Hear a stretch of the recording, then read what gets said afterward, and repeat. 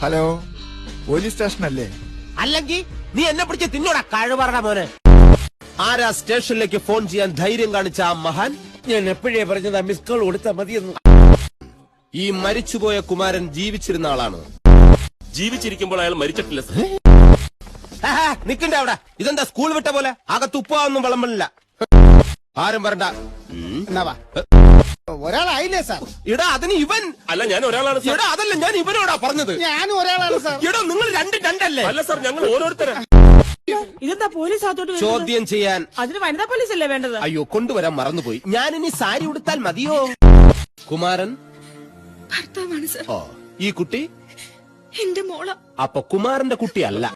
ക്ഷമിക്കണം സർ, മരിച്ചുപോയ മനുഷ്യന്റെ ഭാര്യയാണവർ. എന്റെ ഭാര്യയെന്ന് ഞാൻ പറഞ്ഞില്ലല്ലോ.